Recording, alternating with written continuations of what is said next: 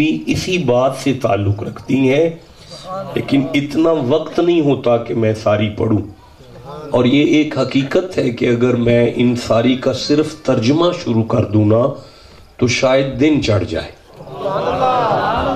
یہ ممکن ہے، یہ کوئی عالمانہ یا کوئی ڈائلاگ نہیں ہے، یہ قطعاً یہ تو ایک فقیرانہ سی گزارش ہے کہ اگر ان 5 آیتوں کا صرف صراحتاً ترجمہ شروع کیا جائے تو دن نکل سکتا ہے۔ یہ قرآن پاک ابھی گاؤں سے آیا ہے۔ کہاں سے آیا ہے؟ نہیں، کس نے، کون لے کر آیا ہے؟ کہاں سے لائے ہو؟ اپنے گھر سے لائے ہو۔ تو پھر اس قرآن میں یہ جو آپ کے گھر سے آیا ہے، آپ کے چک میں سے آیا ہے، اس میں یہ جملہ میرے سامنے لکھا ہوا ہے کہ اللہ نے نا، اللہ جی نے یہ جو میں نے آیت پڑھی ہے نا، اس میں آل محمد کا ذکر کیا ہے۔ میں پھر ایک دفعہ عرض کر دیتا ہوں کہ یہ جو قرآن حکیم ہے یہ آپ کے گاؤں میں ہے، آپ کی مسجدوں میں موجود ہے، آپ کے گھروں میں یہ قرآن موجود ہے۔ حالانکہ میرے پاس یہ قرآن پاک ہے، میں خطابات اس سے کرتا ہوں، لیکن جان بوجھ کے میں نے اشارہ کیا کہ بھئی پنڈوں کوئی قرآن لے آؤ۔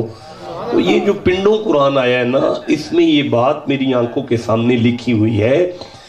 یعنی صدر الافاضل سید نعیم الدین مراد آبادی علیہ رحمہ فرما رہے ہیں کہ اس آیت میں اللہ نے نا مولا علی کا ذکر کیا ہے۔ اس آیت میں اللہ نے سیدہ فاطمہ الزہرا کا ذکر کیا ہے۔ دیکھیں 50 منٹ پر مائک میرے سامنے آیا ہے، پورے 50 منٹ پہ، اور میں یہ چاہوں گا کہ اگلے 50 منٹ تک جب یہ میں ممبر چھوڑوں نا تو ایسا قرآن پڑھا جائے کہ میرے ممبر چھوڑنے تک یہ حلق سے نکلتی ہوئی آیت آپ کے سینے کو مدینہ کر جائے۔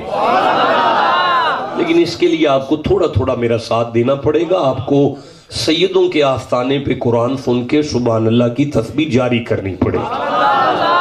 میرے جملوں کی یہی قیمت ہے جو آپ ادا کر سکتے ہیں، اس کے علاوہ آپ کے پاس قیمت ہی نہیں ہے ان جملوں کی جو آپ ادا کر سکیں۔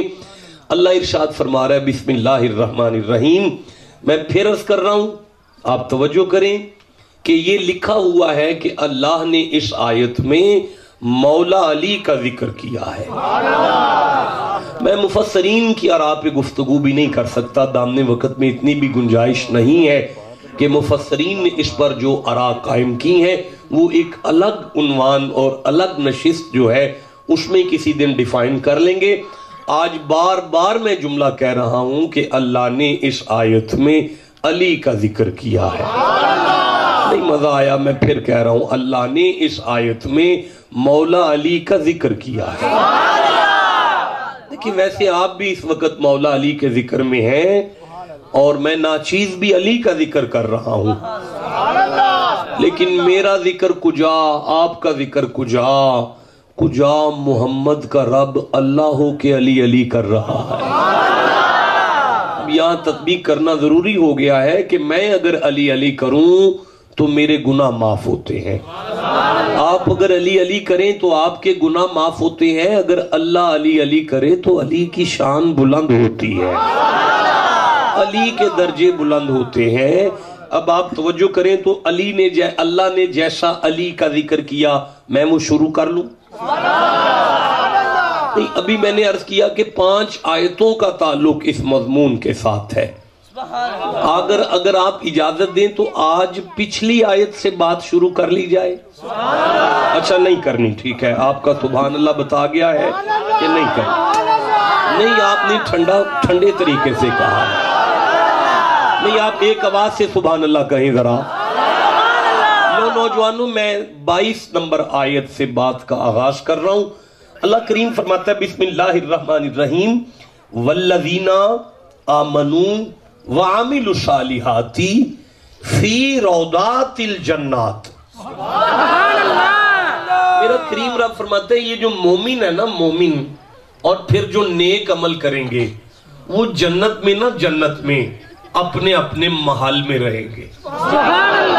تو قرآن نے جنتیوں کے محل کا جو لفظ استعمال کیا ہے وہ ہے روزہ۔ سبحان اللہ۔ وہ کیا ہے؟ روزہ نہیں، یہ بھوک والا روزہ نہیں ہے، یہ گنبد والا روزہ ہے۔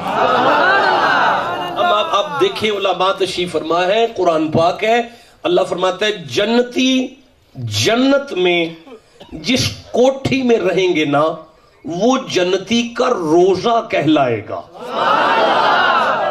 جنتی جنت میں روزے میں رہیں گے، کہیں ابو بکر کا روزہ ہوگا،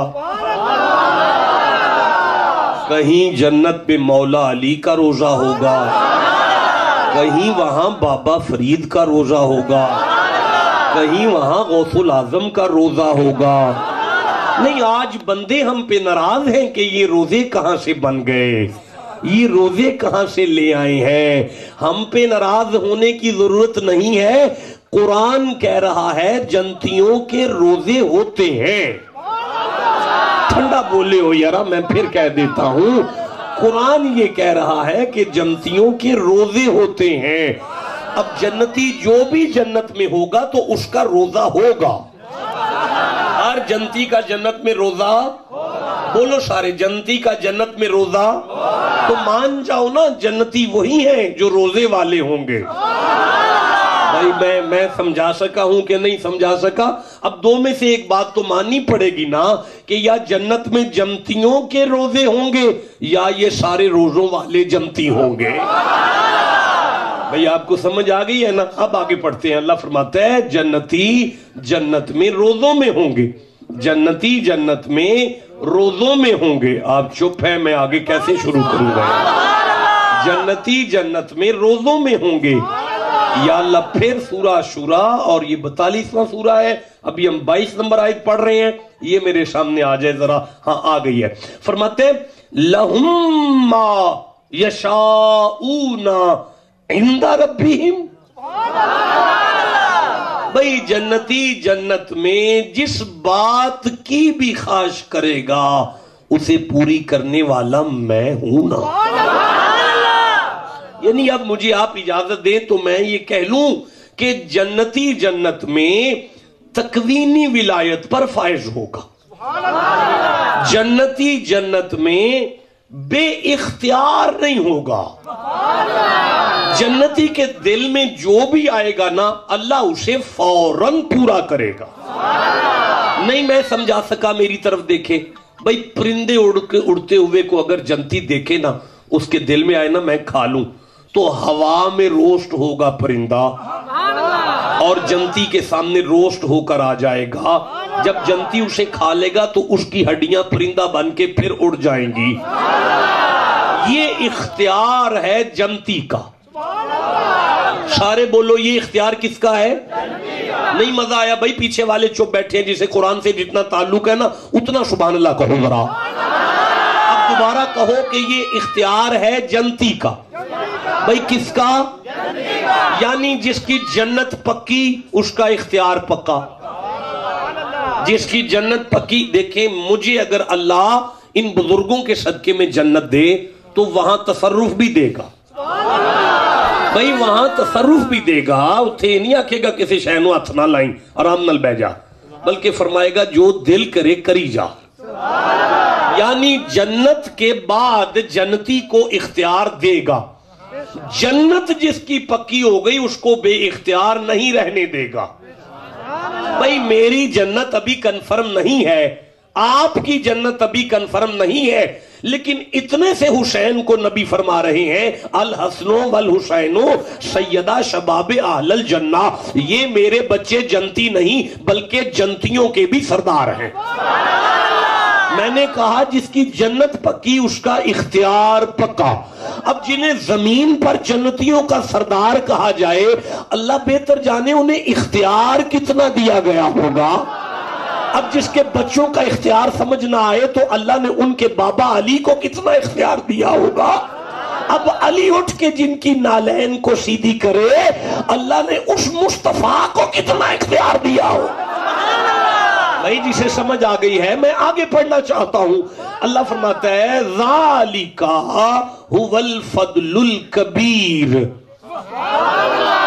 ذالک هو الفضل الکبیر۔ اچھا بھائی بات کس کی تھی؟ مولا علی کی۔ بھئی سارا مجمع ایک آواز سے کہو کس کی؟ بات کس کی؟ بھئی جسے جتنا علی سے پیار ہے اتنا اونچی کہو کس کی بات؟ سیدہ فاطمہ کی، امام حسن کی، امام حسین کی۔ اور دنیا کے تمام مفسرین سے یوں ہی لکھ رہے ہیں کہ اس میں بات اسی گھر کی ہے۔ آگے لکھا آل عقیل کی ہے، آگے لکھا آل جعفر طیار کی ہے، آگے لکھا کہ آل عباس کی ہے، یعنی ساری بات یہاں خون علی کی ہو رہی ہے۔ بھئی کس کی ہو رہی ہے؟ مولا علی کے گھر کی، نبی کی آل کی بات ہے۔ اب بات کیا ہے؟ ذالکا هو الفضل الکبیر۔ اللہ فرماتا ہے یہی تو ہے میرا بڑا فضل، یہی تو ہے میرا بڑا فضل۔ مولا کون ہے تیرا فضل؟ فرمایا علی میرا بڑا فضل ہے۔ ہائے ہائے، نبی کا گھرانہ میرا بڑا فضل ہے، نبی کا گھرانہ میرا بڑا فضل ہے۔ میں کیسے آگے چلوں؟ مجھے دکھ لگ رہا ہے، ٹھنڈا بولتے ہو جب تو۔ نبی کا گھرانہ میرا بڑا فضل ہے۔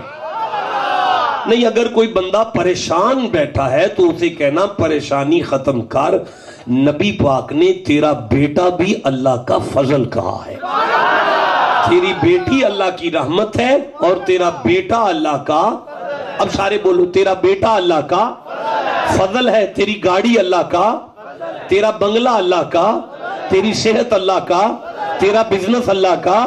اب شرم نہیں آتی؟ اپنا سب کچھ فضل مان رہے ہو، نبی کی آل کو اللہ کا فضل کیوں نہیں مان رہے؟ یہی بات اللہ کا رضا علی کا هو الفضل الکبیر۔ نبی کا گھر میرا بڑا فضل ہے، نبی کا گھر میرا بڑا فضل ہے، نبی کا گھر میرا بڑا فضل ہے۔ میرا دل کر رہا ہے جب تک سارا مجمع سبحان اللہ نہ کہے میں اس کی تسبیح کروں۔ آل محمد اللہ کا بڑا فضل ہے، نبی کا گھرانہ اللہ کا بڑا فضل ہے۔ یہ نوجوانوں ایک آیت کا ترجمہ ہو گیا ہے۔